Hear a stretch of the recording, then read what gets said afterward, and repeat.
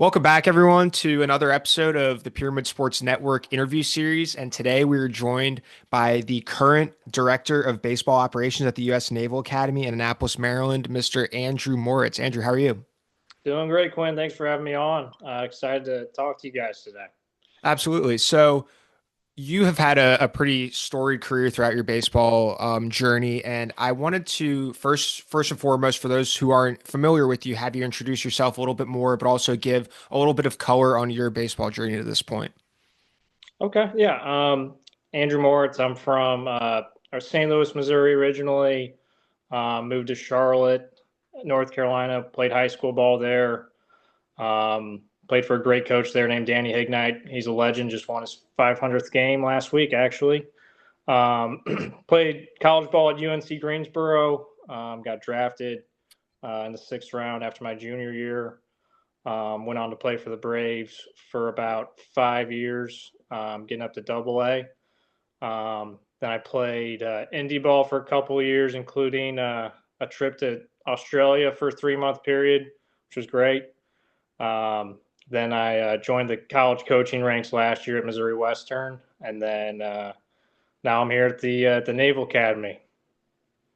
Yeah, that's it, it seems I didn't even know about the Australia part, but it's been a heck of a journey so far, and it's been one that um, has definitely had its fair share of turns from the coaching environments changing a little bit and everything. But I think first I would like to get into your youth in baseball and if there were anybody or a specific time in your childhood or in high school where you remember that someone or something had a really big influence on you wanting to become a professional baseball player. Yeah, I mean, my dad is a huge sports guy, and I have two older brothers. So we were always competing in the back and side yards of the house, doing baseball, football, basketball, hockey, pretty much anything that's a sport. We were playing it. Um, we all played baseball, basketball, and hockey at a semi high level. I played basketball until my sophomore year in high school, and I played roller hockey till I was 10. I basically just copied whatever my brothers were doing. But they were a big influence on me, of course, because they always played travel ball, and I went to all their games. So I learned a lot about baseball just watching a ton of games. My parents were going crazy, just taking us all over the place to our practices and games we had. So uh, they, of course, were a huge influence and continue to be an influence all the way through my pro career. So definitely family first helped me out. Um, Even when I was in pro ball, my brothers they'd watch my games, and if they saw something off with my swing, they'd send me a text, be like, "Hey, um, your hands are too low or they're too high or something like that." Just give me little tidbits to try to help me out. Yeah, that's great. Yeah. Then going off that, was there any specific player, or I guess it could be any sport, but any specific player that you looked up to as a kid that, made you want to pursue baseball or just pursue being an athlete in general? Yeah, I mean, they might be kind of random guys, but Tony, I was a Cardinals fan growing up, and they had second baseman Tony Womack, who I actually met a few years ago, which was great. That's But he cool. was Yeah. second baseman, left-handed hitter, right-handed thrower, which is what I am, and I just loved watching the way he played. He hit for high average, ran the bases really hard. And he's part of the Cardinals 2004 team that made a really good run, and they were loaded. That team was just loaded. Another guy was Ryan Howard, first baseman. I'm not a similar player to him at all, but just fun to watch him hit. He hit the long ball all the time. He was also from St. Louis, so he was just fun to watch. Yeah, Ryan Howard, yeah, I'm a Phillies fan, so he was part of my childhood too. And I always remember when he would go back to St. Louis, there'd be his big contingent of family there, and I feel like he always hit a home run when he was there. But I'm sure Ryan Howard he had many teams in his book. Um, Yep. but but yeah, so kind of grown up in St. Louis, moving to Charlotte, you play at Providence High School over in Charlotte, and you get recruited by UNC Greensboro. What was the recruiting process like for you? And were there other schools? You had mentioned UNC Greensboro's where you went on to have a great college career, but were there any other schools that were interested in you throughout your process? There was a few. I played for like a pretty good summer ball program, the South Charlotte Panthers, they've had a really good history of getting ACC, SEC level guys signed. And the guys that I played with were really good. We had quite a few UNC Tar Heel guys, a few Clemson guys. Um, but I guess the main thing for me was I'm a little undersized. So I had some mind. UNC looked at me a little bit, but not really seriously. But UNCG was on me the whole time. They were just constantly calling and emailing, which was awesome. UNC Charlotte offered me like a walk-on spot, but UNCG was really the only school that really took a serious interest, and so I'm thankful they did because I can't imagine going anywhere else. It was my time there was amazing, and Coach Jarrett, who's at Florida State now, he's one of the best coaches in the country, and there's no way I don't know if I would have made it to pro ball if I didn't have him like show me the ropes and just like I didn't realize how much he was doing for me until I got to pro ball and I didn't have him there like coaching me, you know? So, And yeah, and kind of going off of that, was there I was gonna kind of ask what were some of the biggest influences on your life throughout pro ball, or even college ball? And it sounds like your coach at Greensboro was that guy. What were some of the biggest takeaways you had from playing under him? just kind of like approach at the plate. My high school coach was amazing. Coach Hignite, he taught me so much about baseball, just like base running, all the main facets of the game. And then Coach Jarrett taught me a lot about hitting with approach and whatnot. Um, and he just kind of like through the off season, like during the fall, he kind of just like ingrains it into you. You don't even realize what he's doing until you get to the games. And you're like, oh, like you just go to the plates just knowing what the pitchers like. It doesn't matter what he's going to throw you. You're ready for whatever, and you get really locked in on pitch type and pitch location, which I think that was the main jump for me from high school to college. Like in high school, you can be a good high school hitter and just like have a good swing and be able to make contact. But in college, you kind of have to take it to the next level, having more of an approach. And I think that was the main thing he taught our team was um, like sitting on a pitch, sitting like fastball and sitting fastball on a certain part of the plate, like sitting in, sitting away, um, and just kind of going based on what the pitcher's trying to do to you. And the main thing was like, if you got away from your approach, if you told him you were sitting in and you swung out a pitch on the outer part of the plate, he'd just be like, "Why'd you do that?" So, it was like holding you accountable for just like doing the right thing when you're at the plate, which was big time for me, and I think that's why it helped our team be really consistent. Um, so yeah, it was huge influence on our team. I think the stats really prove how good he was at coaching Mm. our team with the offense. Oh yeah, that's awesome when you can kind of come up through high school and just commit into a school. It's pretty risky. Just you don't know what to expect. You don't know what's going on. Just to be able to find a home like that, find a coach who values the right things, stuff like that's very important. It's awesome that you got to find that. Based on that recruitment topic, I was asked, how has the recruitment process, just from high school to college, changed since you were in the process of doing it to now?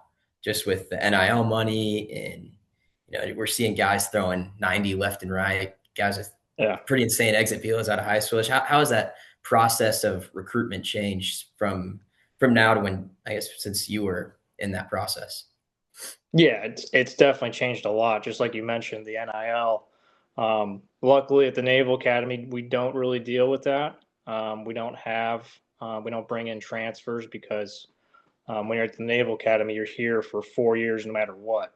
So if you transfer in as a sophomore, you'll be here 4 years, but you probably wouldn't be able to play your fourth year here. So it's kind of nice for us as coaches. It's kind of like how college baseball, I think, was intended. You bring in freshmen, and then you see them grow each year and develop. And that's that's not how college baseball is now. Which I wish it was still the way it was. But yeah, the NIL has really become a big thing, and it's like it's even crazier than pro ball, where everybody's on a 1 year contract, um, and if you don't play or you don't play well, you're going somewhere else the next year. So it's kind of hard to. It's a little different with developing players, and I'm sure I haven't coached at a school that's dealing with NIL yet. I don't know if I want to. Yeah. I'm sure it might come up someday, but I know they got their hands full with dealing with all these contracts and whatnot. So it's become crazy, and like you said, also the just the level of play has definitely increased. Pitcher velos are way up. I feel like that all kind of transformed during COVID. Um, Especially in pro ball too. I remember because 2019 the pitching was always good in pro ball, but I remember we came back from COVID because we had the full year off, and then 2021 the pitching had just really surpassed what the hitters were capable of, just because of all the pitching analytics and whatnot. So it's kind of been hitters are just trying to catch up to the pitchers at this point. Yeah, it's been crazy. I guess I have a follow up on that. It's just like if you're a high school senior and you get offered to go play at one of those big D1 schools, but you also get some really good D3 looks or really good like NAIA looks. Like what advice would you give to those seniors who are looking to play early on, but maybe they always have that money in the back of their mind. They're like that D1 in the back of their mind. Like what would be your advice for those seniors who are trying to pick between each division or where to play? I'd probably say I'd try to go somewhere where you can play. Yeah. I think the reason to play college baseball is to try to play. Um, I know some people think differently, like they want to go to the school with prestige, which is awesome. Like you go into a big school and you might make the College World Series. But I was definitely of the mindset I want to go and I want to actually contribute and play on the team.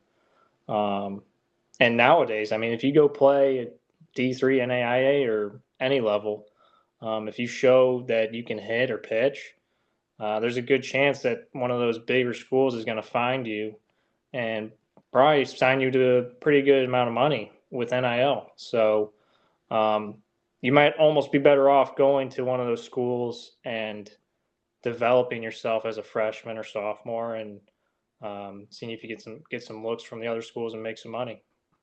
Yeah, and at least in my opinion, I think it's such a hard subject because there have been the talks of bringing, even the government into the NIL discussions. But I, for me, I think that the one free transfer, and after that, if you go, you got to sit out a year, is I feel like on the surface, again, I'm removed from college baseball at this point. I played in a division where the transferring and like the monetization of your career wasn't really a factor. So I guess it's kind of almost like it's just a tough take for me to have. But I think it's hard because, like you were saying, you want to play, and if you're not going to play, you're not going to develop, and people are always looking for the right fit, I think. But I think when they think of fit, they're not necessarily looking retrospectively at themselves in a sense that maybe you're not good enough to go play at a Vanderbilt and maybe a MTSU would be perfect, or maybe you're not good enough to play at, like, and good enough in air quotes. It's all subjective. That's just kind of how I feel about it. Yeah, definitely. I think it's tough because you got to put yourself in the shoes of an 18-year-old kid. And I'm thinking back to when I was 18, Right. like saw all these guys committing to the bigger schools, and I'm like, man, I want to go there. You just want to. It's like you're showing off, like, man, I'm going to this school. Um, but a lot of those guys they end up not playing there and having to transfer anyways to like a mid major or a lower level school. Um, but it's hard. Like when you're 18, you're not thinking that way. You aren't thinking. You think you're going to play immediately. I guess that's just the mindset, which is a great mindset to have. But it's hard to take the adult look at it when you're 18 years old. Yeah. Yeah. That's you're right. I think so much development. I'm sure you've seen this so far in your career coaching collegiate baseball that there's the jump from being an 18-year-old kid your first day on campus to, and especially at a school like the Naval Academy, the growth that you're going to see in those young men to their last day on campus as a 22, 23-year-old, it's probably going to be pretty remarkable. But I think transitioning back over to some of your college career. So you go on and at UNC Greensboro, we didn't really touch on it too much. You ended up being a three-time, winning three straight SoCon batting titles on your way to hitting 406 over your career. Your draft, your junior year, hitting 428. You win conference player of the year, third team All American, second team All American by D1 baseball, and that leads you into playing eventually at one point in one of your summers playing in the Cape. And my question about the Cape is what is that whole experience like, not only with the baseball aspect of playing in the premier summer ball league, but also the off the field, the host family situation, all of kind of the buzz that's around that league. Yeah, no, it was a really cool experience. It's everybody says it's great. It is great. I had a great host family, the Layton family. They had two kids, Tyler and Emily, and the parents were great. Um, it's like a family feeling up there. Everybody comes out to the games. All the host families come to the games and watch the kids they're hosting play. They get good crowds. Um, the competition is unlike anything. I might even say that summer there is probably the hardest competition I faced, even including pro ball. It's just the best of the best. But it was cool. Our team, we didn't have a great season, but we actually had four first round draft picks on our team It's not that year, bad. Yeah. which is it's pretty cool looking back at it. We had Kyler Murray on our team, which was interesting. That's Um, yeah. Yeah, and apparently the A's are open to bringing him back now that he's had some so I mean this was before he signed with the Vikings, but I remember their GM was like kicking the tires, but I don't know if you want to take a guy who hasn't swung a bat in 7 years to camp. I would love to see him play and see how that goes.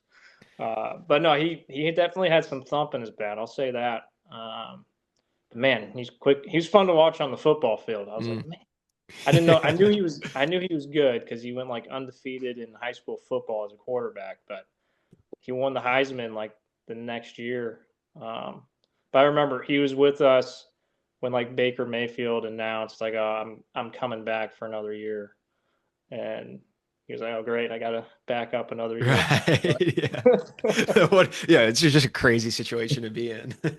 Yeah, but yeah, it was cool. We had him. We had some other guys like Joey Bart, Jonathan India, Jake McCarthy, Timmy Herron's a reliever with the Guardians now. So we had pretty good players. A lot of them just came and went because a few of them were on Team USA. We had, I think that the year was 2017. LSU played Florida in the national championship. So we had a couple guys, Josh Smith too, a couple of guys from LSU playing against Florida. So like we had three guys total, two LSU and one Florida. So it was kind of funny when they came to play for us after they just played each other in the national championship. Right. But yeah, it was cool. Really pretty area too. I'd like to get back up there sometime. And what do you think that was like in terms of crowd size? Do you think those were some of the bigger crowds you played in front of? Um, not probably not honestly. Mm, It's just like the way the fields are set up. Like they're high school fields.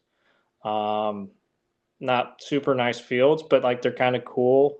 Just a cool setting, and everybody brings out their lawn chairs and sits around the field. So you feel like the crowd's a lot bigger than it probably is, but the amount of space they have isn't enough to have a bigger crowd, so they just pack it in all over the yeah. place. But it was pretty cool. And then how important was it for you to play in the summer? Obviously, the Cape is awesome, but if it was say it was another league or something else, is it important to, in your opinion, to play in the summer as opposed to like training and lifting and working on pitchcraft for pitchers or just working on your swing as a hitter and getting faster? Like what do you think is the most important nowadays? Is it to go play in the summer? Or is it to get that specific training focus in? I think it kind of is dependent. I think especially for the younger guys, it's really important to go out and play as much as possible. Get as many reps as you can. Um, I'm not sure about the pitchers part of it. Like pitchers, I've seen so many guys that all they did was train and try to figure out how to throw hard, and they came back and they threw gas. So I was like, they didn't really need to. They Yeah. didn't need to really pitch in the games. They got better by training really hard. But for hitters, I think you definitely should play. Um, that's probably the most important thing is just getting at bats. Like the more at bats you get, the better you're going to get at playing baseball. So um, I think for hitters, it's really important to get to play in summer ball and get as much game action as possible. it's it's definitely a big conversation now too with like what to do with your summers. And I mean, sometimes even at the D3 level, sometimes it's like, do I get the internship? Do I play? It's just tough to manage Yeah. that stuff. But that makes sense about the hitters getting reps and all that stuff. And I mean, I guess that Cape team you're on sounds like y'all stole a lot of bases with Kyler Murray and Jake McCarthy, and those guys are wicked fast. But that's Yeah, awesome. Jake McCarthy was impressive watching him run the bases. There was one game where he wasn't playing. I don't remember why, but we brought him in and he came in. It was like the ninth inning, and we just had him pinch run at first base. He stole second and then third on back-to-back pitches. The catcher overthrew third base on that throw, and he immediately like scored. So like he was on the bases for like less than a minute and scored a run like from first base And without. where'd he play college Wow. ball at? UVA, Virginia. Was yeah. That's right. That's Yeah. right. Okay. Yeah, just yeah, there's some guys just different level. I mean, he's obviously stuck at the big league level for a reason, I think. I think that's like that's a great example of being able to do more than just, you know, hit or play great defense. There's the base running aspect, I feel like, especially when I'm sure he was a burner too. So it's like if you can be a smart ball player who gets great jumps and you run a 6'3", it probably makes base running a little bit easier. But Yeah. Yeah. Running a 6'3" really helps. yeah, yeah, Yeah. no, I'm sure. I never had the opportunity to run a 6'3". Yeah. I Me wish neither. I did. But so after your junior year at UNC Greensboro, you go on, as I said, you're a conference player there and you get drafted 6th round by the Braves. What was that transition to pro ball like in terms of lifestyle, in terms of mental side of the game, in terms of keeping your body right throughout the year? Yeah, it was a lot different than I kind of expected, honestly. As far as the game goes, just adjusting to using wood bat full time, that was kind of an adjustment itself. I was using all sorts of different bat models, trying to get as like close as I could to the one I used in college. It ended up taking a few years for me to like find the bat that I wanted, like that was best for me. And then once I found that bat, I used it the rest of my career. What But model was it? the RA-13, Ronald Yeah. Acuna's bat, actually. Um, but yeah, using wood's different. And then really just the level of pitchers. Like, in college, you have the Sunday game and the midweek game. And usually you're getting to the bottom of the pen or a starter that hasn't thrown much. And it's kind of like, okay, I can kind of just go up there and lean on some pitches today. Like, it's going to be a great day. Yeah. Uh, Yeah. in pro ball, you don't have days like that. It's kind of every day is just a grind. It's like, all right, I'm facing 95 with ride with a banging slider, mixes in a changeup once in a while. So it's just like you're constantly trying to adjust your swing and trying to figure out how, like the pitchers have scouting reports on you. They have all the information possible to get you out, and you just have to figure out what they're trying to do. So yeah, that was probably the biggest adjustment, just level of pitching faced day in and day out. I mean, my first pro ball game, We were facing the Yankees rookie ball team, and it was I think his name's Medina. I think he's with the A's now, but he throws 99 to 100. So right out the chute, first at bat in pro ball, you're facing 100. Was it Um, Adonis Medina? Was that his name? No, that was a Phil's prospect a few years ago. he was with the Yankees. I can't remember what his Yeah, first I name don't is, think I but don't yeah, I don't think it was him. I think that was another guy, but I think he's with the A's now. He might yeah. have had Tommy John last year. Um, but yeah, other than just the competition level, off the field, man, I got a lot of stories I could tell about minor league baseball. But it was just so different. We were living in a Best Western. Um, our whole team was. Every time we went on the road, we'd have to check out of our room, and then we'd check back in when we'd come back. Um, and in college at the Division I level, usually stay in pretty nice hotels when you're on the road. So that league in particular, it was the Appalachian League, which is now a college summer ball league. But that league definitely had some interesting places that we went to play at. But as soon as you get from rookie ball to affiliated ball, it's an entirely different world. Like the places you play at, like the stadiums were really nice in affiliated ball. But yeah, it was definitely interesting. And in rookie ball at that time, they've changed the minor league structure a lot with the amount of players on teams. But we had a rookie ball team. We had like 45 guys on the team. Jeez. So you're trying to share playing time with a lot of different guys.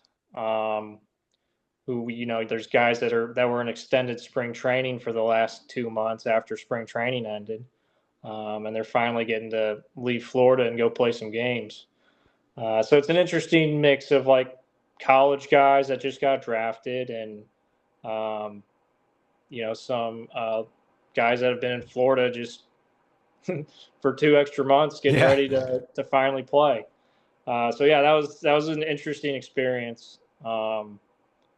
Met some cool guys, of course, but um, that was a fun year. I ended up breaking my hand a month into the season, so I missed the rest of it. But it was good to get into it, and I wouldn't trade that experience for anything. Yeah. Yeah. Transition over to the U.S. Naval Academy now. The director of baseball operations. What are some responsibilities you have for that role? I kind of do a wide variety of things. With the I'm kind of in charge of like setting up recruiting visits. So when recruits come, um, getting them with hotels, set up with meals, like getting itineraries for their visit. Another thing is just like getting people onto the naval base can be difficult sometimes because you need to have ID to get on. Um, we got I do our travel for road trips during the season, so setting up hotels for that also. I also run our summer camps, which at Navy's I found out quickly is a pretty big deal here. They get a lot of kids coming out to the camp, which is awesome. Um, and then I also coach the outfielders and help out with the hitting, which is great. So kind of a wide variety of stuff. I'm sure I'm missing a few other things, but yeah, this is my first year doing operational stuff, so just been getting used to it. The person that had the job before me, she really showed me the ropes and has been super helpful. Yeah, and having coached at another school prior to the Naval Academy, being at um, Missouri Western, a Division II school, what were some of the changes that may have been, you may have taken for granted first at Missouri Western, but in sort of a relationship aspect with the players, because obviously, if you are attending the Naval Academy, you're taking a pledge to serve your country for years after graduation. Yeah, honestly, yeah, people ask me that a lot. Like, you kind of think of kids at the Navy or Army or Air Force, and you kind of think, okay, they're military. They're like strictly focused on that or pretty straightforward. But honestly, they're just regular kids. They're not much. They're not really a lot different from the kids I coached at Missouri Western. They're fun kids to be around, and uh, you just know. Sometimes you just got to remember, like, hey, these guys are going to go on to do amazing things Mm. once they graduate. But coaching them, like they're they're awesome to be around. They're no different than anybody else at other schools. I feel like. But we got a really good group of guys. I will say, probably the closest group of kids I've ever seen because they just spend so much time together. They eat breakfast, lunch, and dinner. They're all working for the same goals. They help each other with schoolwork, studying, and whatnot. So it's just a really tight knit group, and it shows. Yeah, that's it. I've been to Annapolis just to visit the campus, and it was probably almost 10 years ago now, and it's a beautiful place. And I think there's a level of respect that is taken among everybody in on the campus and in the surrounding areas. Just the fine details that I think a lot of people may take for granted, or if you go to another school and or at least for us, I know at times there would be, situations where people weren't taking care of the fine details. I think it was really special to see how everything is done with so purposefully and with such care and diligence. I think that's something really special. Um, but I think that's pretty much those are all the questions I have. Reed, I don't know if you have anything else, but um, yeah, I I'm all think I you, think I you think covered in it the all. yeah, I think in the interest of time we can kind of wrap it up a little bit. But Andrew, again, I really appreciate it. It's been great to have you on, and I hope we can have you on again sometime soon. Yeah, thanks for having me on, guys. I appreciate it. Good talking with you. If you ever want to have me on again, feel free. I enjoyed Perfect. talking.